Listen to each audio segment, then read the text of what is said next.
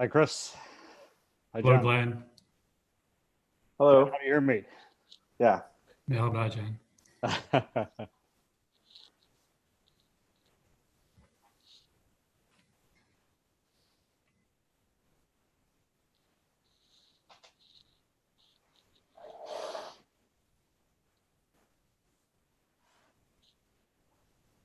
I see we have 68, 69 people listening in.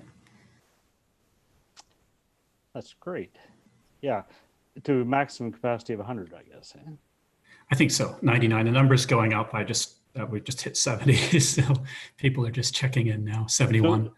So there'll be a flurry after 2 o'clock, I expect. 72, 73.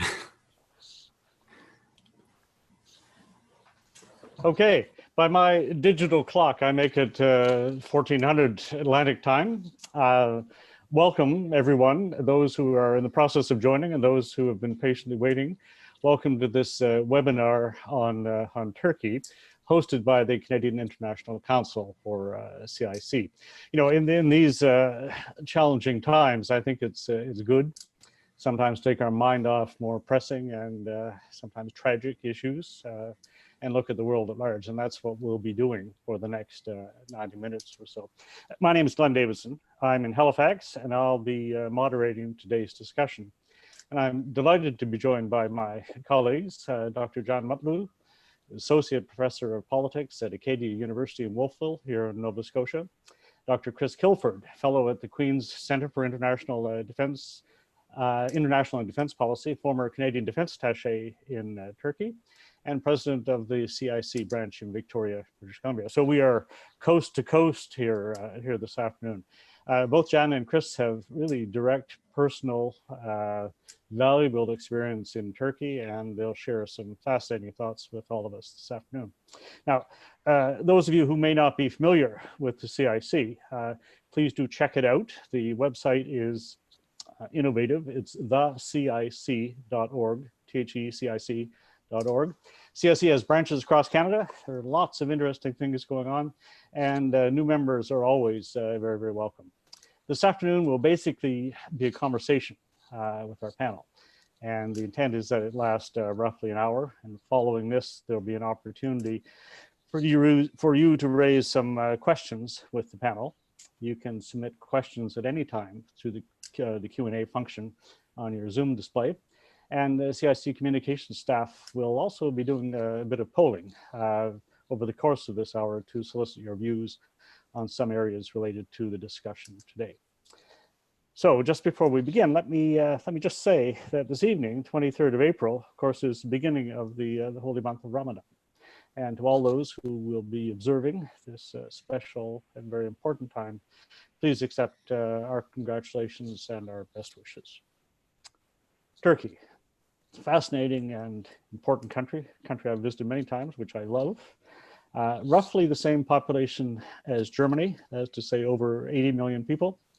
It's a G20 member, and for most of its recent history, it's been governed as a Western-leaning and secular state, second biggest military in NATO after the United States. And it occupies an extraordinary strategic and geographic position in the world.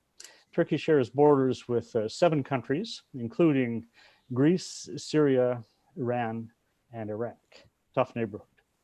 It lies across the top of the Middle East, but does not see itself as a Middle Eastern country. Turkey doesn't fit any conventional geographic or other label. In my view, Turkey is Turkey. It's a major country and a major ally, and it has some major issues. That's what we'll be looking at this afternoon. So let's just kick off then, panel.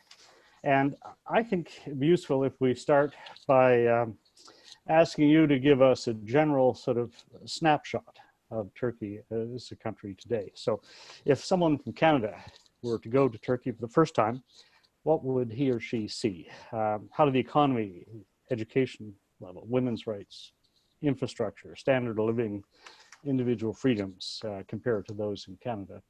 Jen, let me turn to you first, and then Chris, you can follow up after that. Thank you, Glenn. So first of all, today is also the centennial of the opening up the Turkish National Assembly. So it's actually a national holiday in Turkey. So it's Perfect day to do this. Yeah, it is the 23rd. It's also after the fact it has become the children's holiday. So there's a sort of like a component where kids celebrate this day especially. So, congratulations to everyone and to the Turkish Republic for almost 100 years. The Republic is 3 years shy of 100, but the National Assembly is. So if you were to go to Turkey today, you'll probably find that some things to be exactly the same as Canada, that there is sort of like consumer culture is, I think, about as vibrant, perhaps even more vibrant than it is in Canada, or it traditionally has been. I think that sort of you'll be surprised if you had preconceived notions of what to expect about the kind of the culture, the openness, the sort of availability of entertainment and music and culture, etc.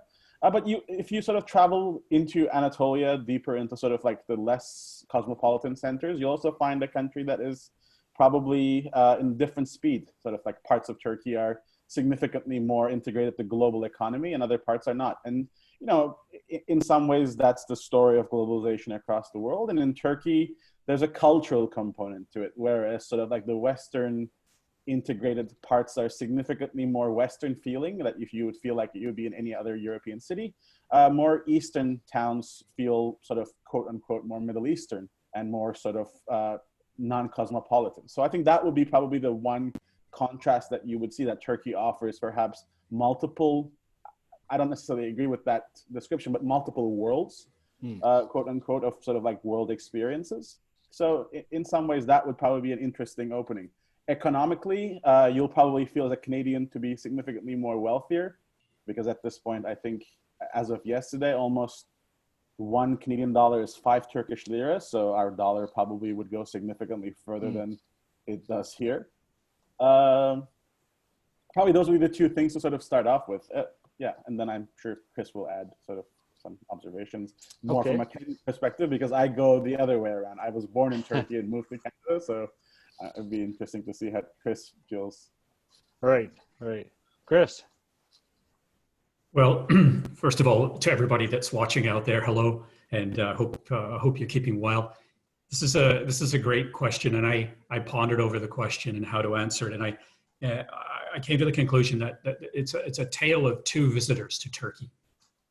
So the first visitor, much like myself when I was back in Turkey last November, you can head into Istanbul and Ankara.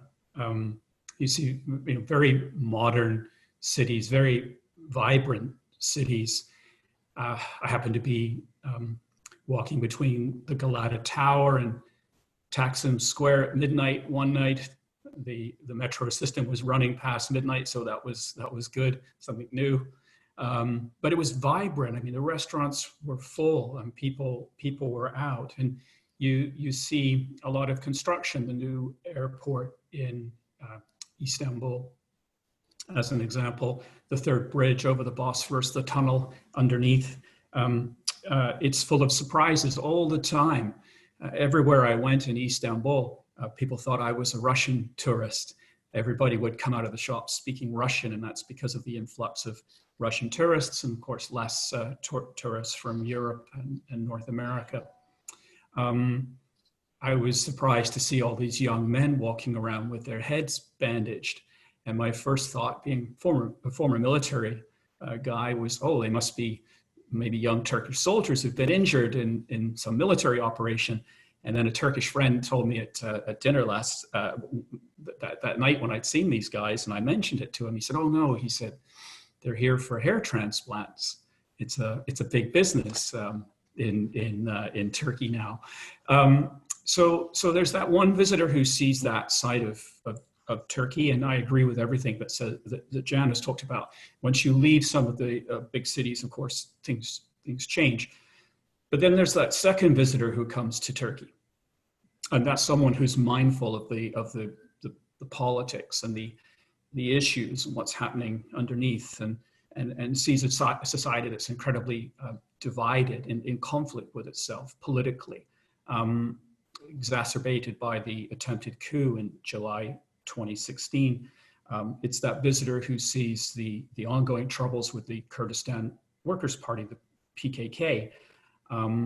It's that visitor who sees Turkey engaged in multiple military operations across the Middle East, especially in Syria, with lots of casualties and an incredibly, no matter whether it's a divided political society or dealing with the PKK or the Gulen issue or the fighting in Syria or now and Libya, this is such a strain on the people and on the economy. So there are two visitors who come to Turkey, and they see different things, and I think that's important to get onto the table. That's two very, very helpful and fascinating perspectives.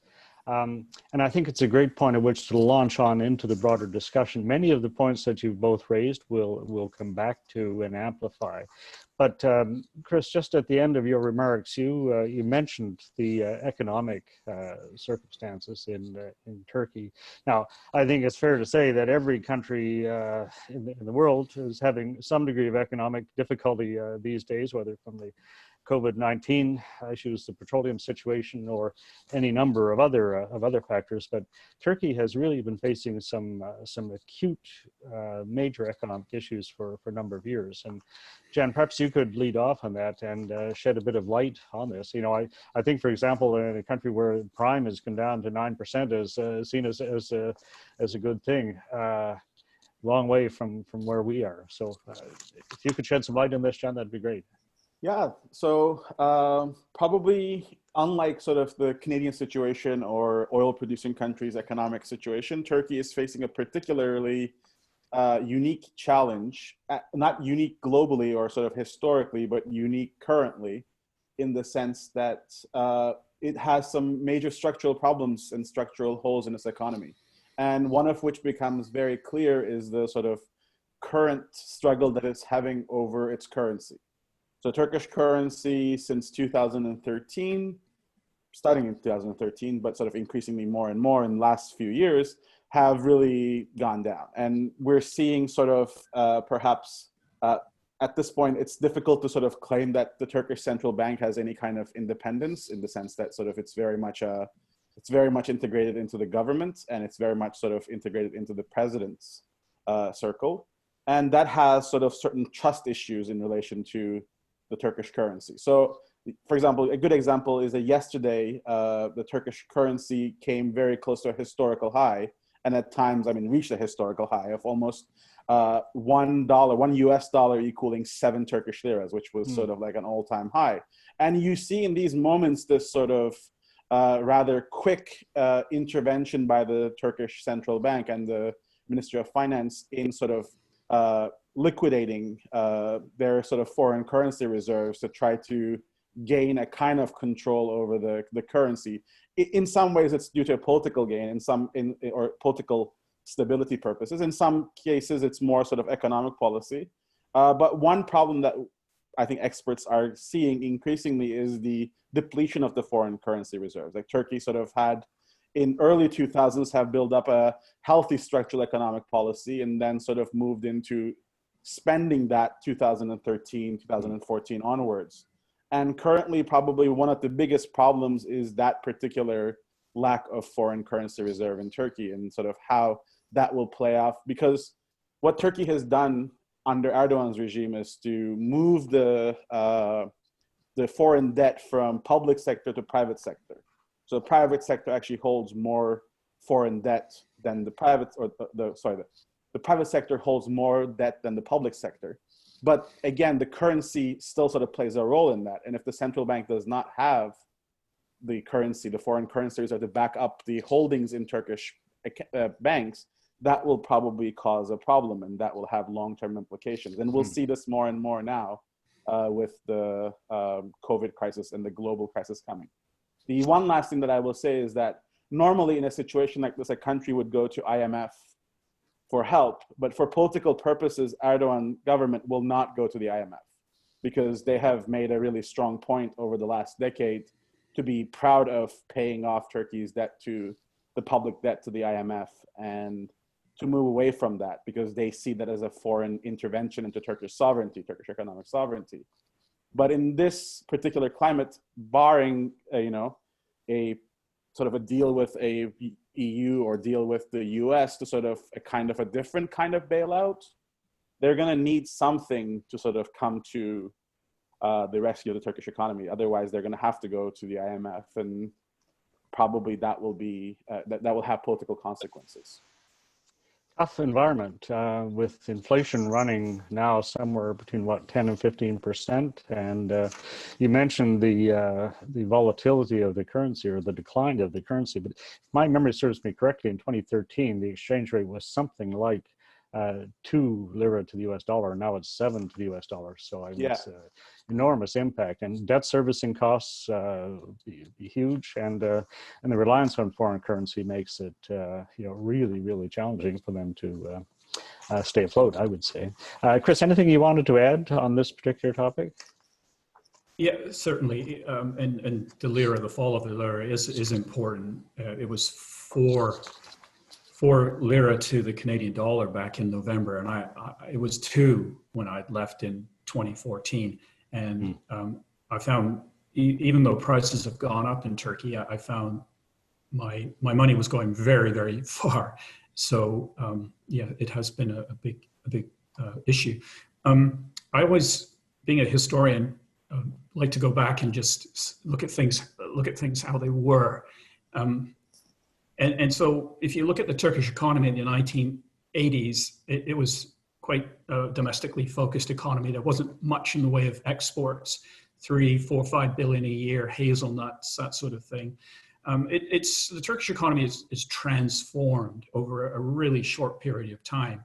When you look at what it's able to do now, making up to sort of 900 parts for the F-35 fighter jet, of course, until they got kicked out of the F-35 fighter jet process. But, car manufacturing, white goods, major economic partner with the European Union. It's been actually incredibly smooth sailing for quite some time. That's come to an end now. And of course, one has to understand that the underpinnings of the economic growth were built on some shaky ground. This construction boom, which has swept through Turkey and left lots of oversupply of apartments and so forth. It was much of the economic expansion was built on shaky ground. That's coming back now to haunt Turkey with their current account deficit. I think that the story economically is one, of course, of how far Turkey has come along, the growth that it has experienced, and now, of course, it finds itself in a difficult situation. But I have to be kind in some ways, because look at the neighborhood, Glenn. You said, look at the neighborhood they're in, and if you go back, let's just pick 2003 with the U.S. intervention in Iraq. That starts things, things start falling apart.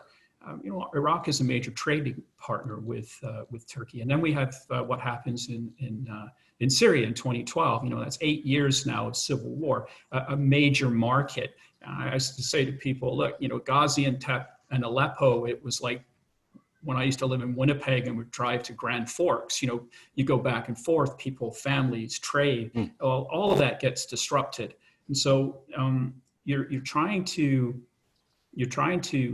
move ahead economically, but your whole neighborhood is collapsing. Now, of course, you have a part to play in that as well if you're Turkey, but that's happening to you. And then if you're an investor pondering whether to invest in Turkey, you have this attempted coup in 2016 and the resulting seizure of assets belonging to Gulen or the Gulen supporters. And so now if you're an investor, you're going, oh my gosh, what am I getting into? So all of this combines to create the current situation. And let me just say, there's no easy way out. Yeah, Chris, that's a great follow-up, and thanks for that amplification. We'll cover some of these points in a little more detail as we work through.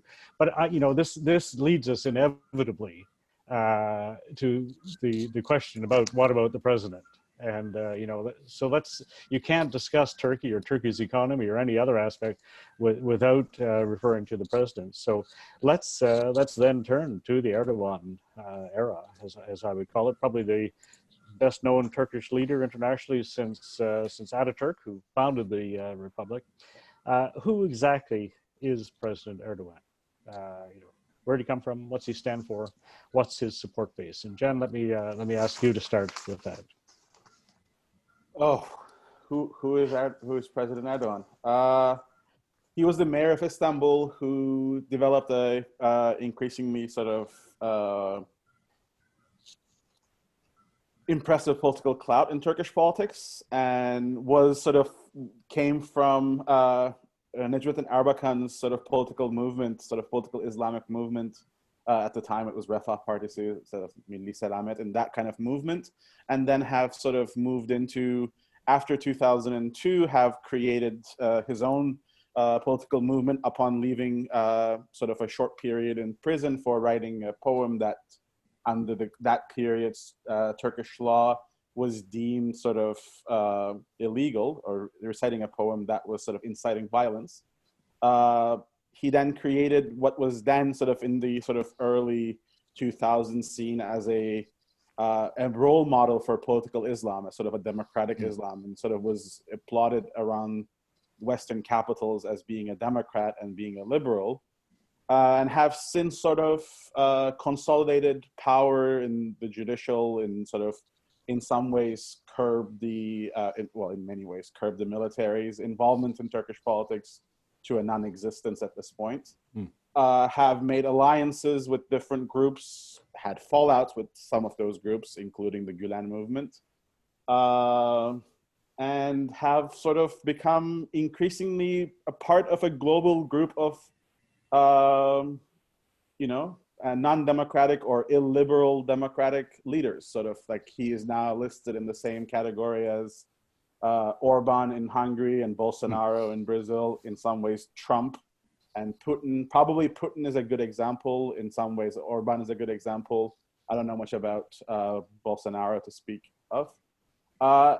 And he's a divisive figure right now in Turkish politics. He is very much a divisive figure.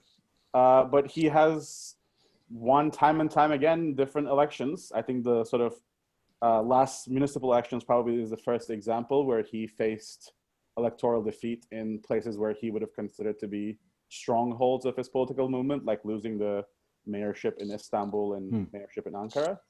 But he's a divisive world leader. So it would be really interesting to sort of talk more about where he is going, and I think we will do that. But sure, it's fascinating. And you mentioned this point about the sidelining of the military leadership, and and I remember years ago looking at a paper at Staff College or something, examples of where the military has perceived its constitutional obligation to be to defend the interests of the state, and it's stepped in over the years, and now to see them so thoroughly on the side, just fascinating.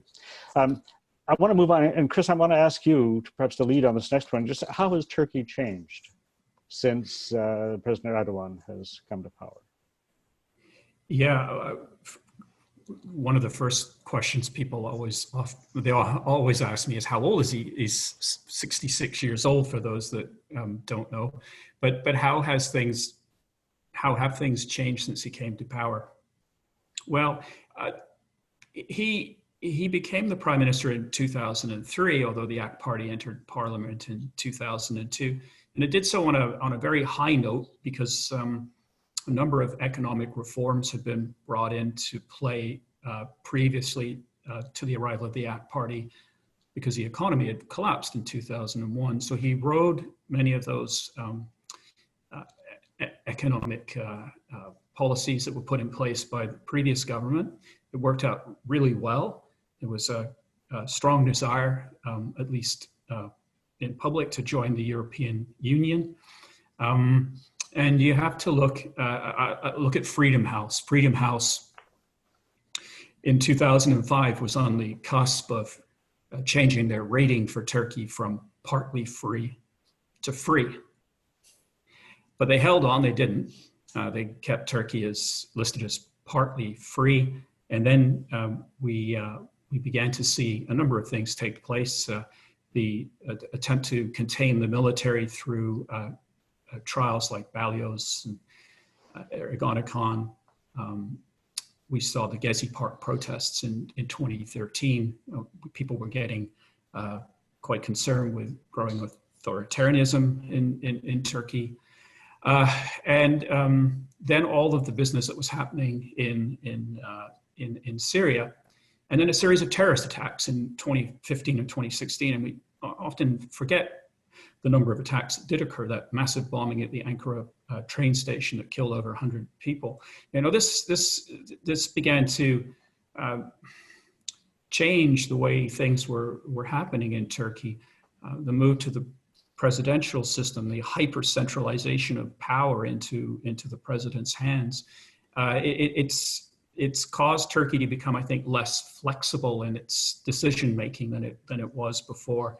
And with less good policy advice surrounding the president, we've seen battles take place between Turkey and various European countries over different things, and it's just left a bad taste in everybody's mouth. And there's not a lot of sympathy for Erdogan or Turkey's predicament in Europe. And with all of this going on, and then having to look after 3.5 million Syrian refugees as well, I mean, it just compounds the issues and makes it much more difficult for him to govern. So how has Turkey changed? Well, it started off well. It moved on to shaky ground, and I circle back to Freedom House. Freedom House in 2018 said, look, we've looked at Turkey now, and we've declared the country to be not free. And I think that really, it says a lot about how, and I'm using Freedom House, and of course lots of people can criticize Freedom House, but I did say Freedom House was on the cusp of declaring Turkey free in 2005, and in 2018 we find them saying, well, no, we've looked at it and Turkey's not free, and that's the situation we have today. Okay, John, anything you'd like to add to that? I think it changed a lot. Like, I mean, I would even go back from, I was born in early 80s, and Turkey has changed dramatically. Turkey has become a very different country in so many different ways. In some ways, sort of the shift of axis of power has changed from like an established secular elite to a more sort of like a new emerging Islamist elite, political Islamist elite. Those forces were always there. Those powers were always there. It's just sort of the axis of power has changed. Turkish bureaucracy's sort of worldview has changed. Its position in the world has changed. But also at the same time, the world around Turkey has changed, which gave different opportunities for Turkey, but also had different consequences for Turkey. So, regional dynamics in 80s versus regional dynamics in 2000s is dramatically different. And partially some of those things had nothing to do with Turkish foreign policy. I mean, US involvement in the Middle East, I think, changed countries like Iraq and Syria dramatically, and Turkey sort of in some ways acted in opportunity and in many ways sort of is paying a very hefty price for it as a result of it now. But in terms of economics and politics, I think Turkey has become, and I'm not using the word neoliberal in the sense here, sort of like in terms of its freedoms, but perhaps the sort of the more pejorative or negative connotations of the word, has become more negative, neoliberal. It has become leaner and meaner. The state has become leaner and meaner. The rights have become leaner and meaner. So the spaces of social and political life have become leaner and meaner. Like Chris mentioned, the society is probably as divided as American society, if not more. But I think sort of, in the 90s, Turkey wanted to be Little America. And in some ways, it really succeeded in that. It really has become Little America. It just sort of perhaps imported all the worst things about America. Surely some good ones too. Surely, but yeah. Yeah, look, that's a great point on which to jump into a subsequent question. We talked about the things that President Erdogan has done and the support that he has received, but obviously, speaking of leaner and meaner, there are those who don't agree with the president's approach on things, and lots of reasons for this. I mean, he is without question an authoritarian leader. There's been a pretty ruthless repression of dissent and purges of media, judiciary, teachers, military, tens of thousands of people fired or imprisoned. And he's taken some pretty controversial decisions, which have, in some cases, really alienated traditional allies, including the United States. Now, we'll come to that perhaps at a separate point of discussion. But my question, I guess, in a nutshell, is he's so strong, he's so centralized, he's so much in control. Is there any real opposition to President Erdogan in Turkey right now? And Chris, why don't you start, and then Janet, turn to you. Yeah, I would say there is certainly real opposition, but it's an opposition that's been constantly under pressure. So when you look at the ratings for press freedom in Turkey, you find Turkey near the bottom of the list, and so many journalists have been put in prison. But despite the state control of media and that overbearing sense of state everywhere you go, there is an opposition. It's actually doing quite well, which may surprise people. And I would go back to, say, June 2015, the elections for parliament. You saw the first test of the AK party, where they didn't get a majority. They had to hold off and rerun elections in November of 2015 to regain a majority. Most recently, their electoral successes have come by pairing up with the MHP. And that's how they've been able to have a majority in parliament. And so you see the AK party having breakaway groups forming around Ali Babacan and Davutoglu, new parties forming. Same with the MHP, with the EA party. So that part of the political spectrum is fracturing also.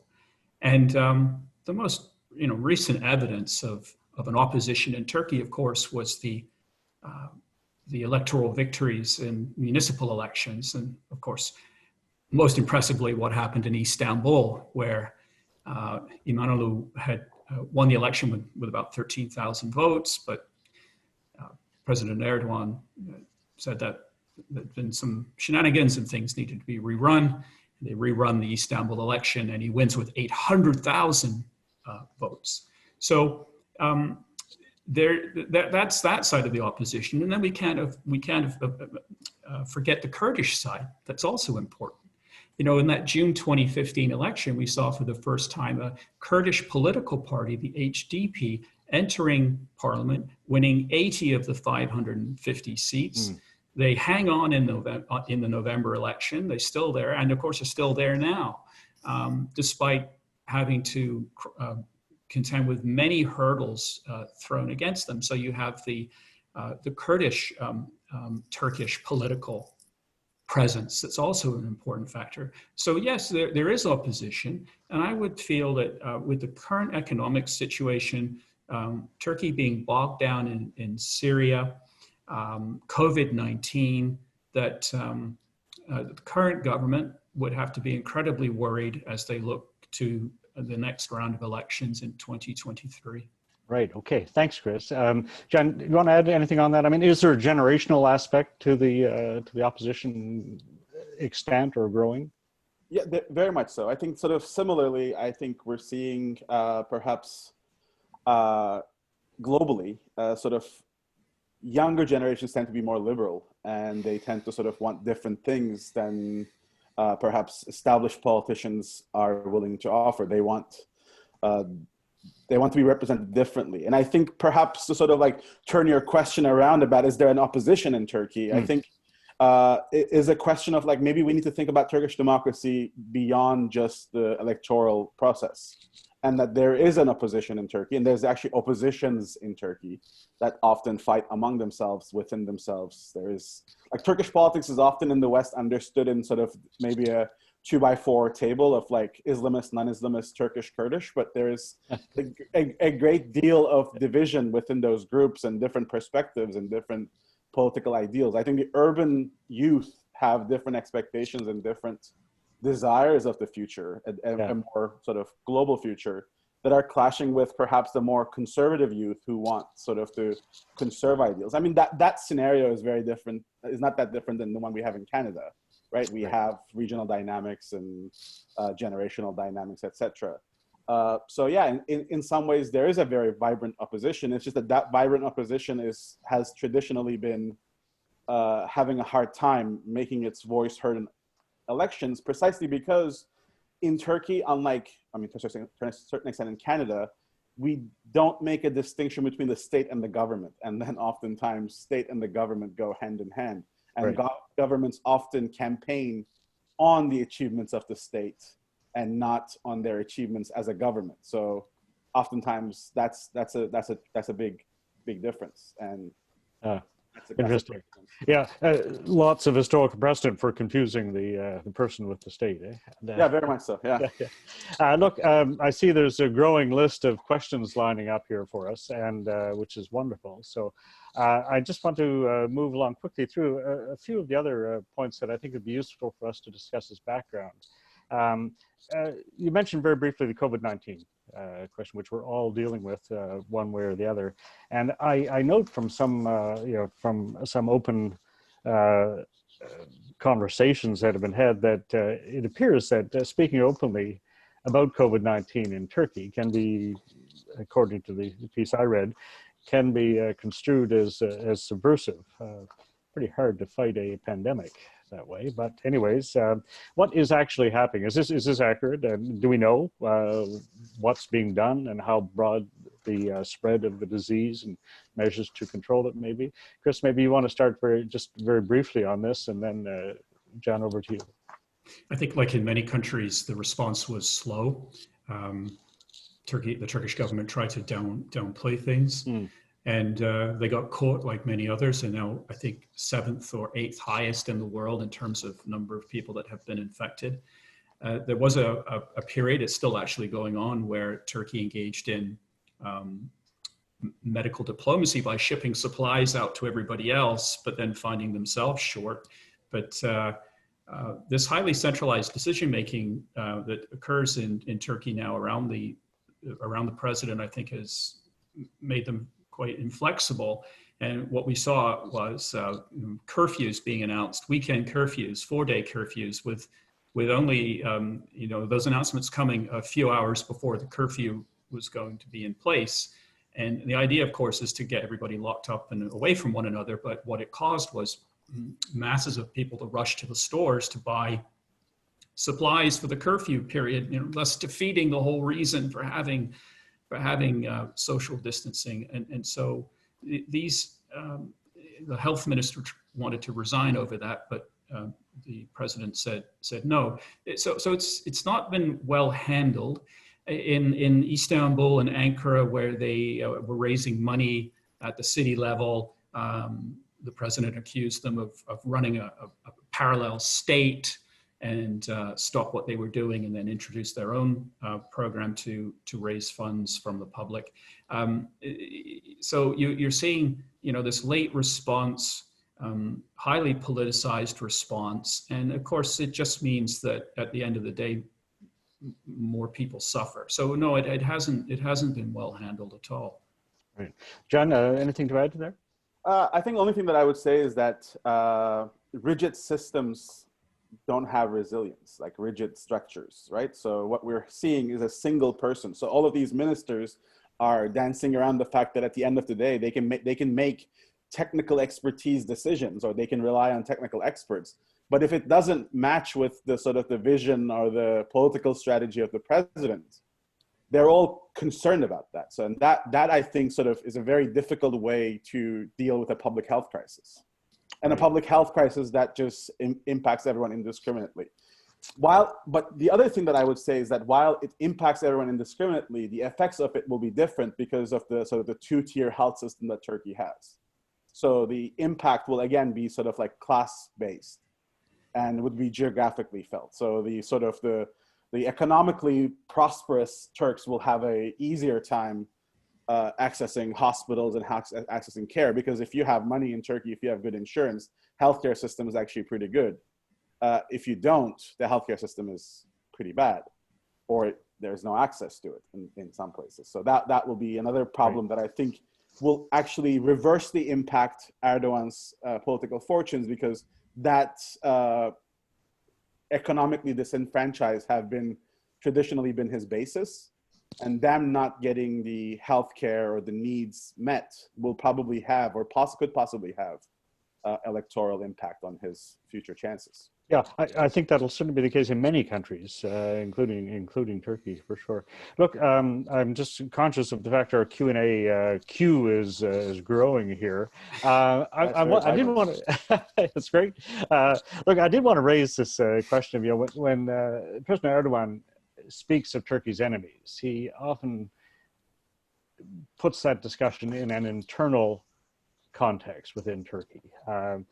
So there is, for example, the Gulenist movement, which we've alerted to, and then there's very specifically the Kurdistan Workers' Party, PKK.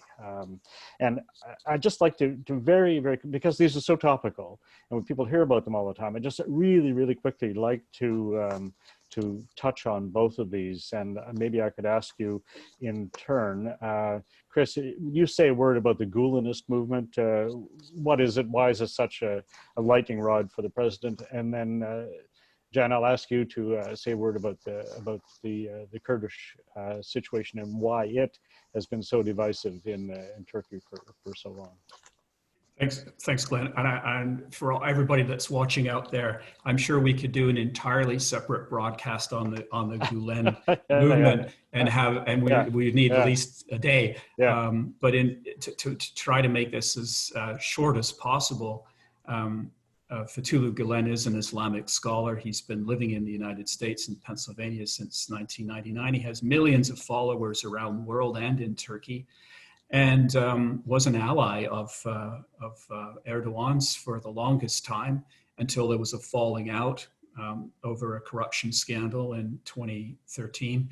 And at that point, these two gentlemen began fighting amongst each other. And there's a lot more to the story, but let's just say it all sort of culminated in the attempted coup in July 2016, which of course it failed. But the government blamed the Gulen movement for being behind that coup, and that led to the arrests of 150,000 people. It impacted Canada. I wrote the number down somewhere, but we granted political asylum last year to, I think, 2,400 Turks. And the year before, another 2,000 Turks were granted political asylum here in Canada. So this issue with the Gulen movement, of course, it didn't end in 2016. There was a state of emergency for 2 years. Many would argue that it's still under a state of emergency with the laws that were introduced, and people associated with the Gulen movement or not, people are arrested all the time, and I think it creates a state of paranoia in government and within the military that's still there, and it's not over. And under this world of COVID-19 that we're currently living in, we see the strangest things where prisoners are released out of Turkish jails because of COVID-19. Those prisoners that are criminals are released, but the political prisoners are not. They're all being kept in jail anyway. So we see manifestations like this. So Fethullah Gulen, huge bugbear between Turkey and the United States. Turkey would love to extradite Fethullah Gulen, and the United States really doesn't have any interest in doing that. So it's another bone of contention between the U.S. and Turkey, one of many. Okay, there may be an opportunity for us to go into that a bit more, because I think it's a very fundamentally important issue. Jan, the whole issue of the 19% or so of the population in Turkey, it's of Kurdish origin. The Kurdish populations in Syria, in Iraq, as well as Turkey, have for generations been after a nation, after a place to call their home. And but it's been a fiery subject of disagreement and a sort of let me try this again, existential threat to various governments, particularly the current government. Can you just, in a nutshell, summarize? There's a challenge, the Kurdish issue in Turkey. I think it's essentially an integration question, and it's essentially probably the original sin of the Turkish Republic, if you go to the 1920s, of not wanting to, or wanting to build a secular identity, relying on a national discourse meant that sort of like some were included and some were not. And that often played out, one axis of that played out in Muslim, non-Muslim communities. So the exclusions of, Armenians, Greeks, of Turks of Jewish descent, of sort of being left out of the national discourse on being a good citizenship. And simultaneously, the impact was on, Islamists, and the impact on the Kurds were all sort of coming from the same origin of creating a republic that speaks Turkish, identifies as Turkish, and is essentially sort of quote unquote Turkish with variations. And I think that essentially became the problem. And then it sort of in the 80s, it reached a new heights with the sort of the, creation of PKK and its sort of terrorist activities or counter guerrilla forces sort of interacting with the Turkish military in that region. And it really sort of is a civil war. There's no other way to put it. It's just it's a bloody conflict that has been going on for 40 years. Yeah.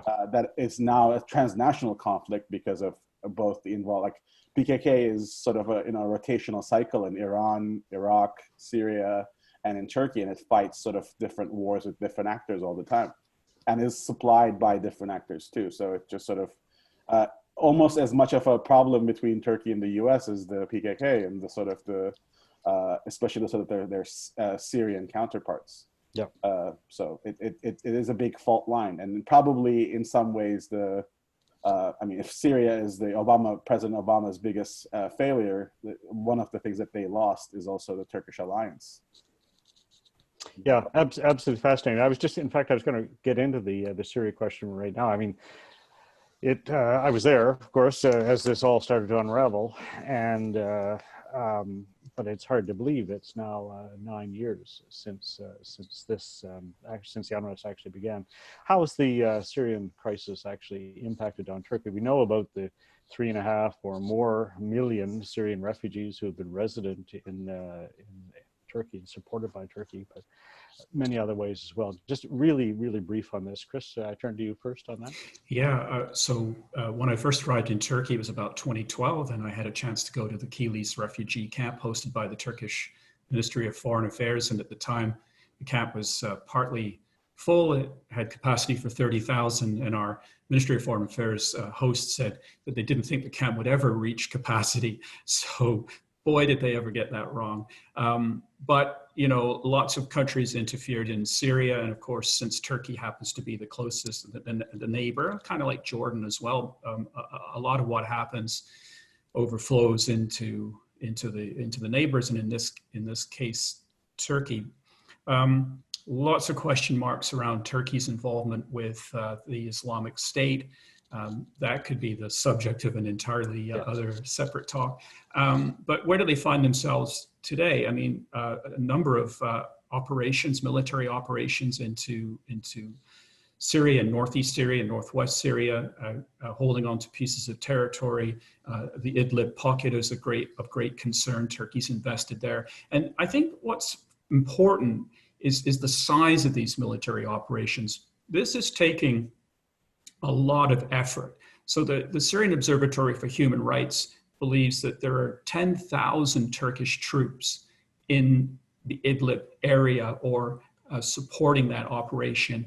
And these are operations that are going on 24 hours a day, 7 days a week. It's not an exercise. The other side is trying to kill you. So this series of military operations that have been ongoing, and it's now been 3 years of active cross-border operations by Turkey, and then adding in all of the military support that they're providing to to the UN recognized government in Libya, a huge drain on the treasury that nobody, certainly Turkey doesn't need this, but I just feel that I guess they feel compelled to keep trying to hold up the Syrian opposition as best they can. They're worried about another influx of refugees from the Idlib area. I think they're caught between a rock and a hard place. I mean, at the end of the day, the best thing for them, I mean, nobody really wants this at the end of the day, but you need some sort of stability in Syria, and that's going to have to be under the Assad government to get trade flows moving. Okay, well, look, this again, as you say, could sort of be the subject of a vast other parallel discussion. And I just want to point out that, of course, when we speak of countries that are profoundly affected by the unrest in Syria, proportionally, I would say that Lebanon is probably the most dramatic of all, with the equivalent of a quarter of its population being bolstered by Syrian refugees. So not over yet by any means. Look, let's just quickly fast forward on a tiny bit here. And, you mentioned the Assad's seeming now inevitability of remaining in power. This has been made possible by the Russians with the financial support and other support from other countries in the region, notably Iran. But I'm fascinated with Turkey and Russia. Here you have two what I would call historic enemies. And this conflict in northern Syria is, on the one hand, brought them, these two countries, into conflict. There have been horrible things happen. And yet, perversely, on a political and armaments sales scale, it's also increased cooperation. Jen, let me turn to you. You want to say a few words about Turkey, Russia? Sure. I mean, I would actually sort of question the historic enemy statement, like precisely because, again, to sort of like talk about the history, there would have been no Turkish Republic without Russian aid, right? Like modern Turkey owes its existence in some ways to a deal done between the sort of the National Assembly in Ankara and the new Soviet Republic, in that they were both actually counter-imperialist forces, that they were both in some ways fighting against the sort of the West at the same time. So there's a long history there. In fact, a former colleague of mine at Bilkent University, Onur İşçi, has been working on this particular question for some time, where the assumption is that there's actually a very long and vibrant history. But there, it's important to understand that, like, we sort of in Canada and in North America in particular, talk about Turkey as a sort of historically sort of Western or North American or NATO-related actor. But essentially, Turkey is a rational actor that is trying to do its best to sort of survive in a chaotic world, right? So it's essentially sort of doing what it can. It's reacting to the hand that it's dealt with. If the United States is supporting the Kurds, then it's sort of finding an alliance with the Russians. So it's just, and it's not a zero-sum game. It's not a sort of a long-term or short-term commitment. At least that's not the way that Ankara sees it. And I think that that's the challenge, is that both parties, both like Russia, Turkey, West, etc., don't look at the same thing and see the same outcome. They all see different things. They're all trying to get different outcomes out of the same reality. So, okay, 2 points. I want to come to try to get through two really important points before we open up to the questions from the audience here. And so, Chris, I'm going to turn to you. And I mean, you can't really talk about relations with Russia, Turkey's relations with Russia, without the question of Turkey's relations with the United States, and by extension, Turkey's relations with NATO coming up. And I've seen recently a piece that characterized relations with the United States as sort of a slow motion car crash, which is delightfully figurative. I want to say a couple of words on Turkey-U.S. relations, spanning a whole range of things, from recent economic activity to long-standing, but now sort of shredding partnership. Yeah, so a couple of things come to mind, and Turkey's always had to was always involved in this high wire balancing act between various countries. You could go back to Ismet Inonu during the Second World War, trying to fend off everybody wanting Turkey to join the war on their side. And now you fast forward to today, and you've got the competing issues with the U.S. and Russia. That relationship with the United States has always been difficult. You can go back to 1964, 1974, the Johnson letter, 2003, Iraq. I mean, it's always been a difficult relationship. And then you find yourself immersed in the Syrian civil war with the US supporting the Syrian YPG, and for Turkey, that's just an extension of the PKK, a bone of contention for Turkey. And then, of course, you have Trump tweeting out that if Turkey touches any United States service personnel in Syria, he'll destroy the Turkish economy. So that's the kind of relationship that you find with Turkey and the U.S. It's just seems to have hit rock bottom at this particular point. And that causes Turkey to, as Jan has said, to look to Russia. Yes, they're historical enemies, but there's far more to that relationship. And you also have to understand that Turkey was in a very delicate position. They'd shot down a Turkish jet fighter in 2015, and the Russian ambassador a year later was assassinated in Ankara while giving a presentation. This doesn't really put you in a good position, and you have to now start thinking about Russia's impact on Turkey from tourism and selling tomatoes in Russia, Turkish construction companies that operate all through Russia. I mean, this is a very close relationship, and it requires close management. So exactly what Jan said. Turkey has to look out for its own interests. Every country does, and that creates the tensions that we see with the United States, as an example. And I didn't even talk about NATO.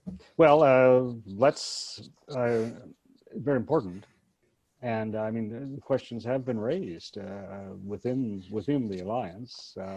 And let me say that, having served as our military representative for 4 years there, I would say on two fronts, no harder working, more professional, more generous contribution in many ways than I've seen from Turkish forces, and also no more difficult negotiating partner who inevitably put, Turkish national interests and perspectives and policy advice right to the forefront, and would shamelessly block anything that didn't reflect the directions from Ankara. So.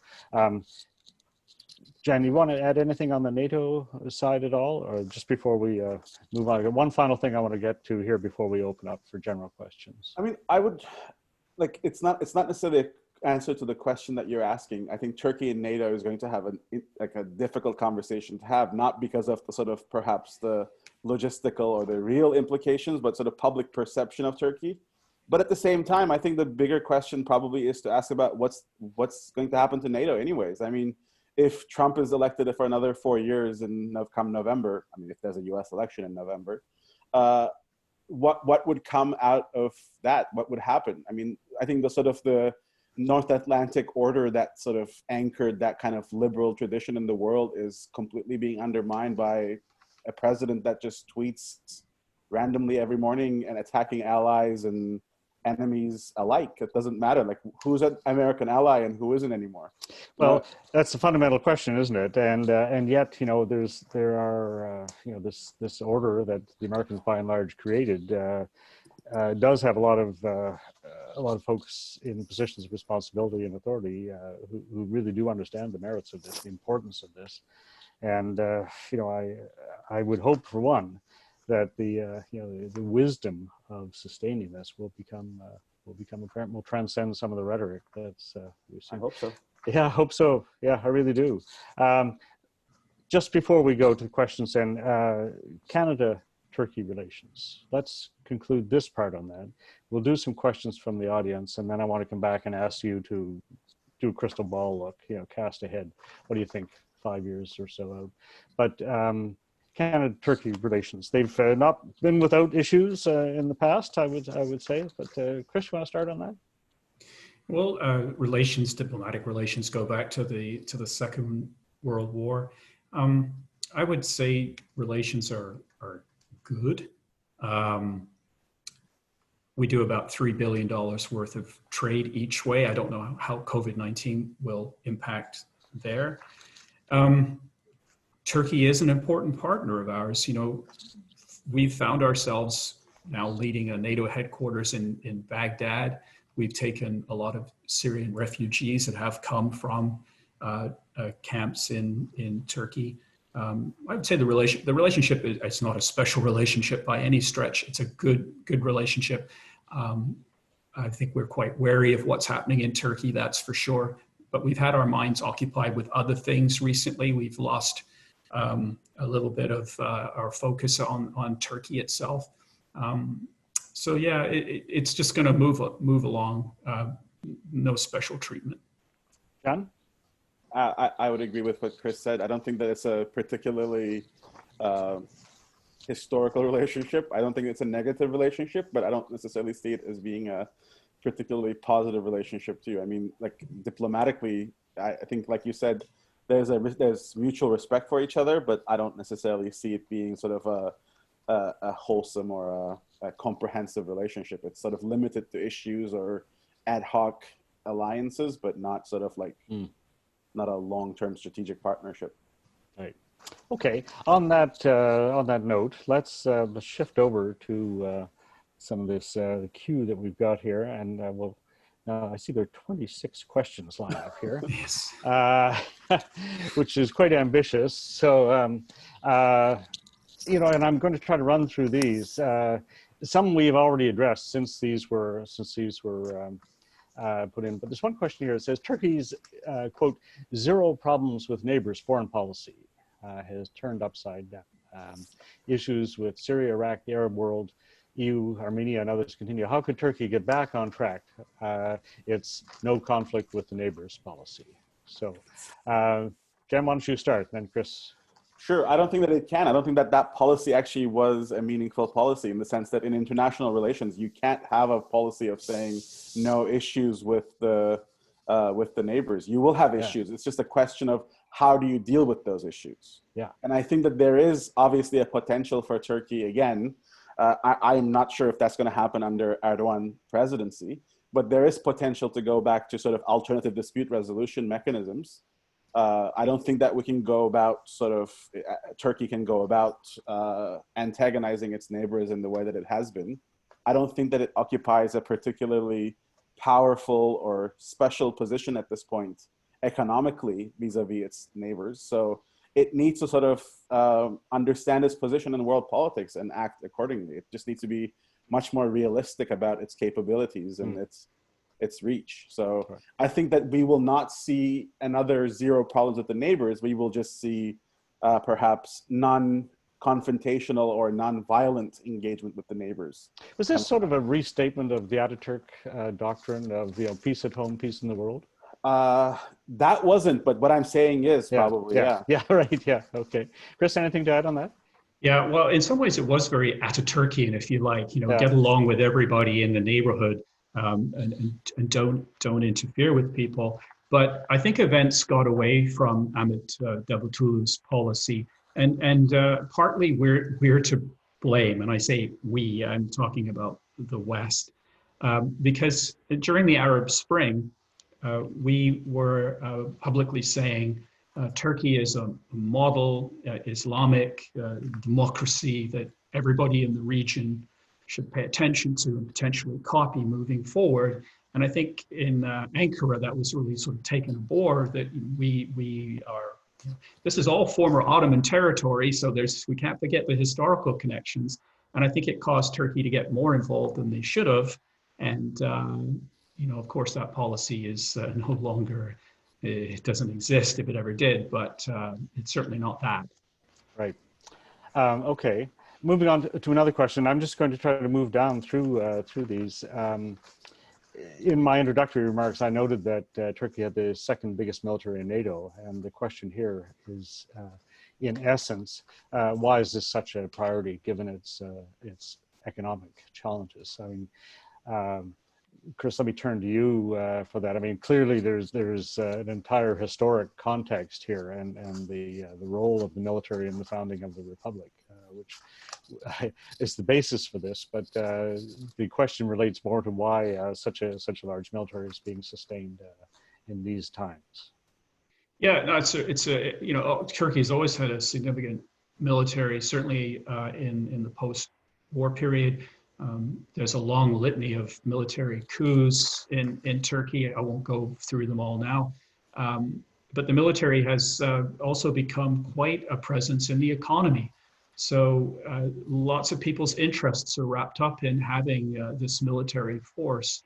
It's, yes, I mean, on paper, it is the second largest military in Turkey. You always see that in the briefing notes. But, you know, understandably, this is a conscript force.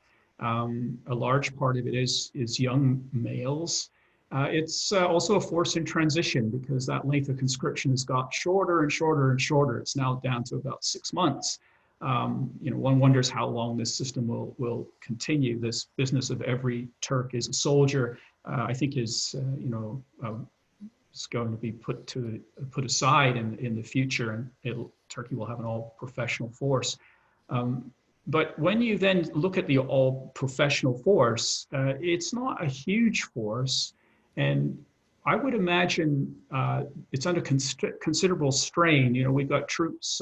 We see Turkish troops in Cyprus, in Idlib, in northern Syria, in Libya, a small presence in Qatar, sustaining this sort of 24/7. Afghanistan, you know, it must be putting a tremendous strain on.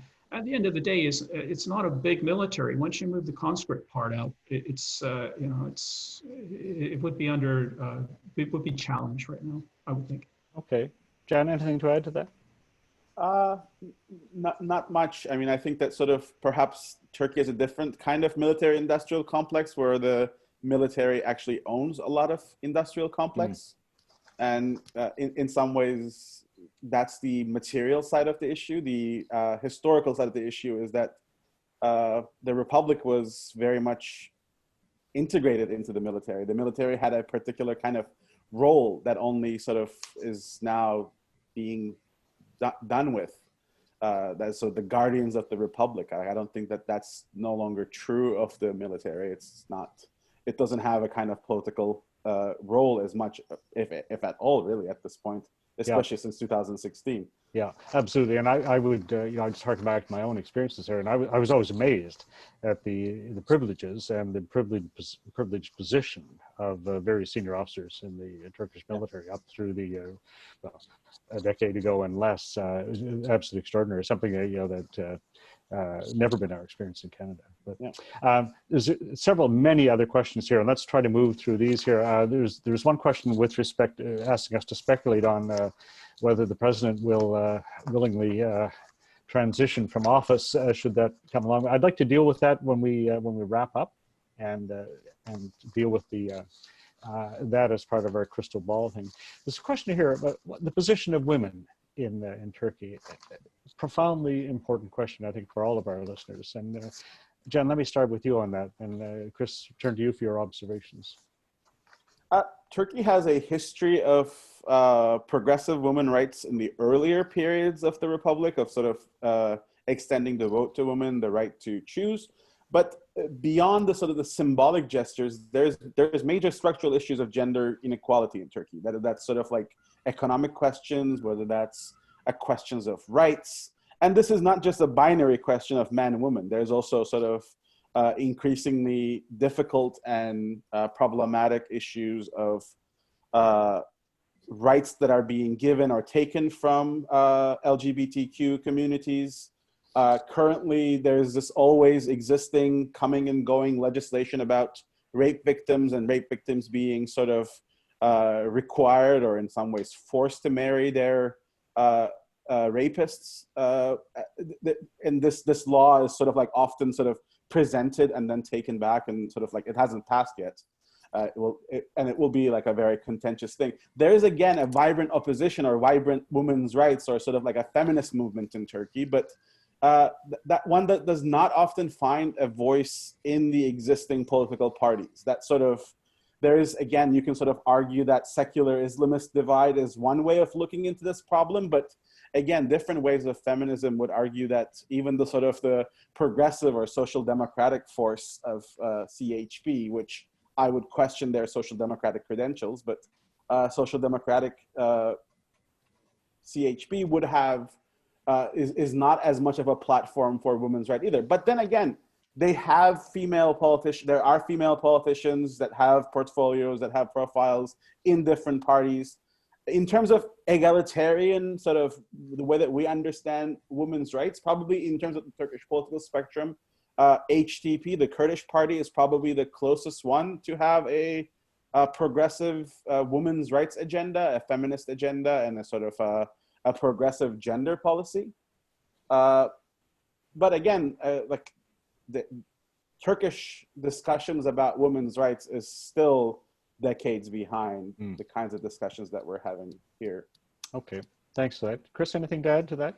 I just think how you view women's rights in Turkey can vary from where you are in the country. It's not a singular thing. It's a very delicate question. I look at some of the recent Conda polling that talks about how young Turkish women see themselves, and it's becoming less traditional, less arranged marriages, less wearing of the headscarf compared to older generations. So there are some interesting trends coming from the younger part of Turkish society. It is I think that's one thing we haven't talked about, of course, is that younger generation is much more well-traveled, more highly educated, socially connected, knows what's happening in the world. And I think for let's say old school Turkish politicians, managing the expectations of that younger generation, they find it difficult, let's say. I just wanted to add in, I forgot to mention, the military has a pension organization called OYAK, and the very powerful organization, and not just perhaps with military production, et cetera, but wide investments across numerous sectors in the Turkish economy. So Erdogan hasn't made any move to go after this organization to take its assets, at least as far as I can see. And so I would say, the military has been going through a tough time, but there's still a very significant presence. The Minister of National Defense is the former Chief of the General Staff.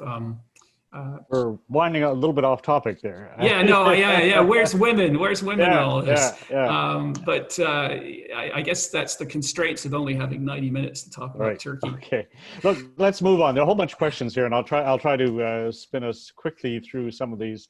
The S-400 question, next one up here. Okay, there are obviously the procurement of this is it's progressing, and it raises issues for NATO, interoperability with the rest of the allies. And the question in a nutshell is this the signal by Turkey that it's stepping away from its alliance with the West, or is it more a question of keeping its options open?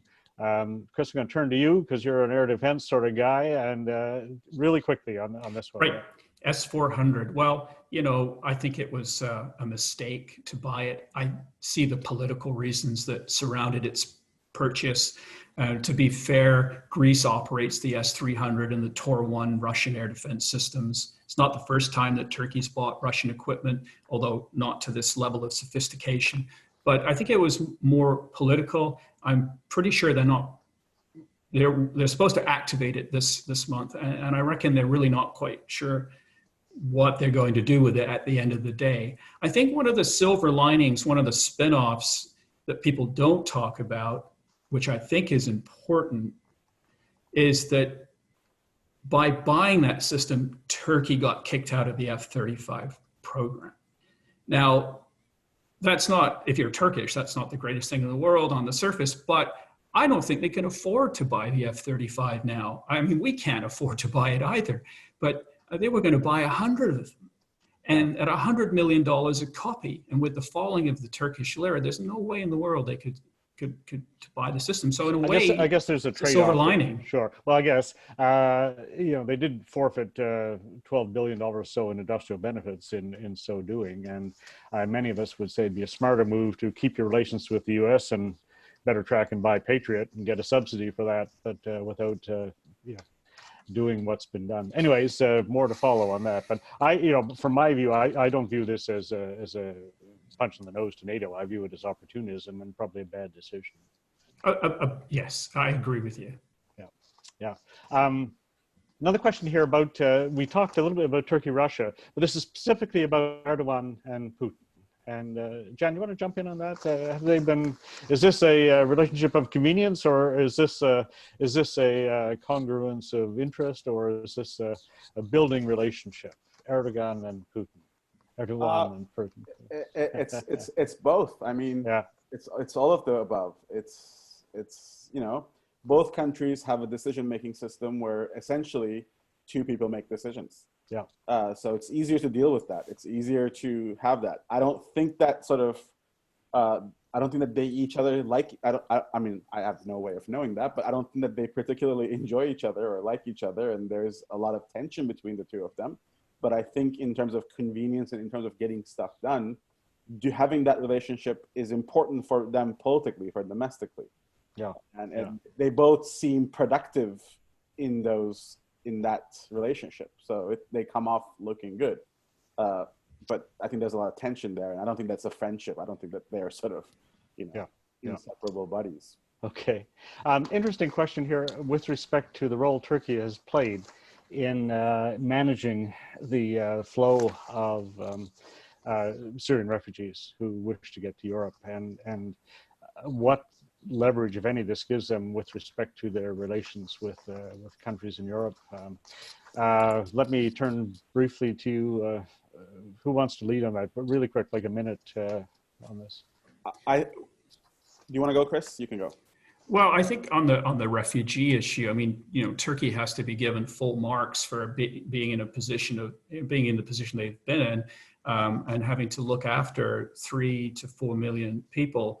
I know in some ways refugees have been used as a strategic tool to pressure the European Union, but at the end of the day, when you go into Gaziantep and Urfa, Kilis, and you see what's happening there. I mean, it's been a tremendous strain on the Turkish economy and government.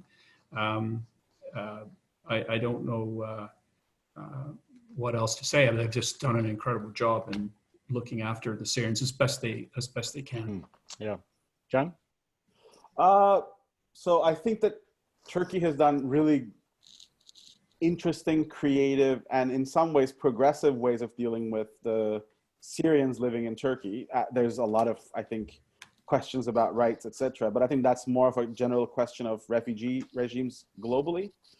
The problem that I would say is perhaps the more recent issues that we see in terms of we'll open the borders if we don't get, like, using the Syrian population as a leverage is perhaps sort of going against the kind of things that they have done. Like, it sort of takes away from the high grade that Chris has given them. In some ways, the government has done so well, globally speaking, not sort of, if you're a Syrian, life is pretty difficult even living in Turkey, but is done well comparatively. But it completely undermines that kind of discourse. And there's also the sort of the existing societal tension that the Turkish public is having a hard time understanding, caring, or sort of hosting 3.5, 4 million Syrians in Turkey, and it's causing societal tension. So. Of course, absolutely. Another question here, which reflects, or it goes back to the very first one that we raised, which is your impressions of Turkey, or how a Canadian going to Turkey today would form his or her impressions. This question relates to the evolution over time from a perspective from visits many years ago to more recent ones, where there's a geographic divide within the country, not surprisingly, where there is a portion of Turkey which is actually physically in Europe. And is there an alignment more on the western side versus the eastern side, which is more conservative Islamic and more associated with the neighborhood? Is that we've touched on that, but thoughts on that? Materially, maybe, but Yeah. I think culturally it's so much more complex than that I don't think that it's sort of an east-west thing. Sure. Yeah. Yeah. Okay. I think Yeah. electorally, when elections take place and the maps are produced, you see similar things to what you see in Canada, where a certain area, such as Kayseri, will vote for the AK party, and in Izmir they'll vote for the CHP. So you see those colors on the map, and you do see divisions. But as Jan says, it's much more complex, and how so many Turkish Kurds, for example, live in Istanbul, and it's quite dynamic and not easy to pin down. And I think for many voters, though, I think the crucial question is always over the economy, not so much who's more pious than the next person, but really who's delivering on the economy. And that has been the underpinnings of the AK party and President Erdogan for a long time. And I think that's why it has become challenging for the AK party, and will continue to be unless the economy turns around. Okay. There was a question here just a moment ago with respect to relations with two countries of great international significance. One, China, and the other, Iran. And perhaps, obviously, given the scale of China's worldwide investments and their worldwide interests, and the focus on various international communication, transportation, and other investments, that's really topical. And the Iranian one transcends so many other things, from their role in Syria to to the whole Kurdish question. Let's take this in turn, but just really quickly, Chris, you want a few bullets, a few thoughts on China, and then I'm going to turn Jan to you and thoughts on Turkey and Iran. Well, certainly China is becoming a more increasing, has more increasing presence in Turkey, like they do throughout the region. But you still have to consider that Turkey's major trading partner is Germany, then it's the United States, then many other countries in Europe follow. So that relationship with the United States and Europe is still tremendously important for the Turkish economy. Okay, thank you, John. I think Turkey and Iran are historical competitors, and they'll always remain that way. They just have there's just too much separating them than uniting them, and regionally they're competing against each other for the same interests and same kind of influences. Yeah. Okay. Interesting. Eh? There's we've just dropped down one here. There was a question, very quick, two other real quick ones here, I think. Did Turkey or the president contribute to regional problems by its Syria policy? Let me just say on that, I was there when the Turks furiously tried to persuade the Assad regime to see sense, and made enormous efforts to coach them into going in a more productive path than repression with violence, and obviously it didn't work. So my quick thought on that was that the Turkish government really tried to do the right thing and expended huge efforts in trying to get the Assad regime to not go the way that it did, and with the results that have been so horrible. So unless anybody wants to add to that. Well, I think at the end of the day, Turkey was left holding the bag, if you like, with the role of the United States in the region, the troop withdrawals out of Iraq in I think 2013. I mean, there were a lot of things that just piled up on Turkey, and they've ended up where they are now. And I think desperately looking for a way to resolve the situation. Yeah. The whole ISIS thing, of course, came on the right after things started to unravel seriously in Syria. But that's a subject for another entire discussion. And there is a question here, Jen. this relates to the economic points that you raised, and I don't know whether you know this off the top of your head, but it relates to what we were discussing earlier on about percentage of Turkish debt, both public and private, is foreign held, and therefore contributing to the current economic malaise. I can't answer that question off the top of my head. The last number that I recall is sort of like 2017, 2018, that Turkey had a collective of close to 450 to 480 billion dollars in foreign debt. That's private and public combined. Right. Okay. So if you do the math and the sort of look at the changes in Turkish lira, you see how that changes in relation to the national currency and national wealth. Right. Okay. Another question here, which is in two parts. It, on the one hand, raises a question about human rights, and the questioner raises the point that, which I can't attest to, that there are children and mothers and seniors, all of whom are imprisoned and therefore particularly vulnerable to COVID-19. And this is, the underlying question is whether human rights, justice, and democracy has declined, and whether people who in many societies would not be targeted are being swept up by the government. Yeah. Go ahead, Chris. Well, I mean, of course, there are two sides. So Human Rights Watch, for example, would say exactly what that person asking the question has said. You know, there are people put in jail, they're held in jail for long periods, there are children, there are mums, and all of that.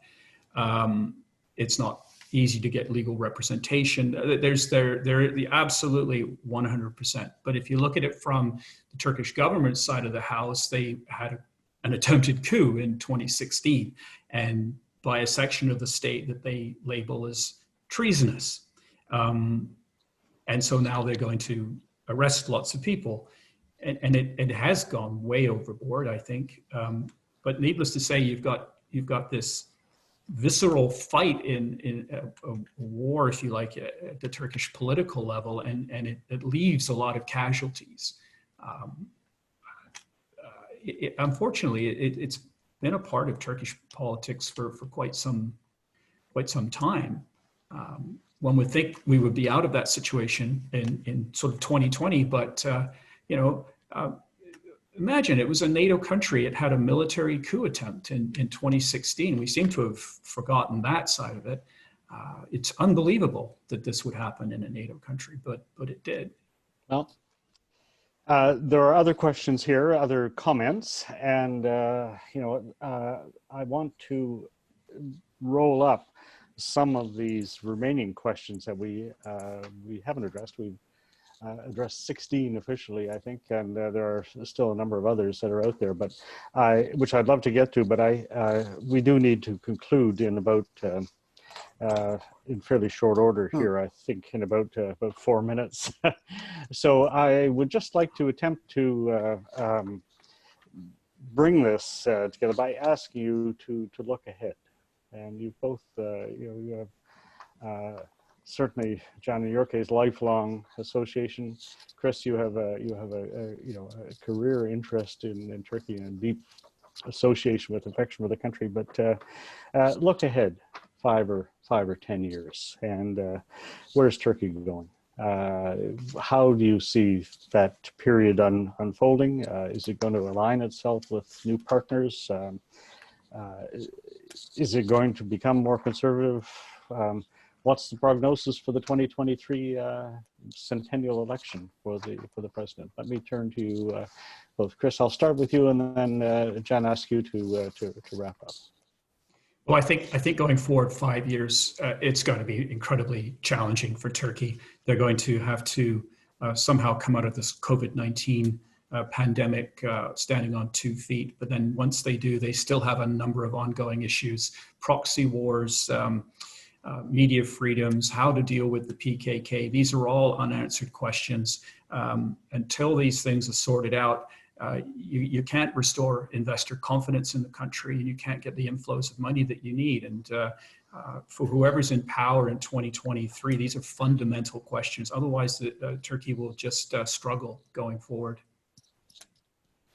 Okay. I agree with Chris. I think there'll be some hardship coming up in Turkey, economically, politically. It's going to be difficult. But I think that Turkish people are resilient people. They're creative people. And I think the country itself will probably have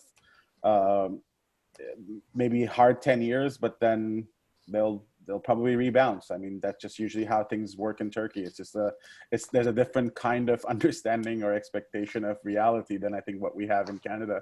I think as a result, Turkish people are slightly more resilient towards sort of turbulences. But I think that I just don't know what's going to happen in the world in the next 10 years. Like, I think we don't know when this COVID crisis is going to end, and we don't know what's going to come next. We don't know what kind of financial situation the world is going to find itself. So there's a lot of changes, and I don't think, unfortunately, Turkey is positioned to be in a strong position facing those crises. Hopefully I'm wrong. I mean, I only want, I hope I'm wrong, but I just don't see it. Well, look, I'll tell you what. Why don't we get together in 5 years and follow this up, and then we can see how these thoughts and insights have all been borne out. Seems like we're doing it every 3 years, so. That's right. Why not? Yeah. Well, look, let me. I think it's a good point to wind up there. I should just be very clear that that our goal here is, as three people who respect and love the Turkish people and admire it as a country and stuff.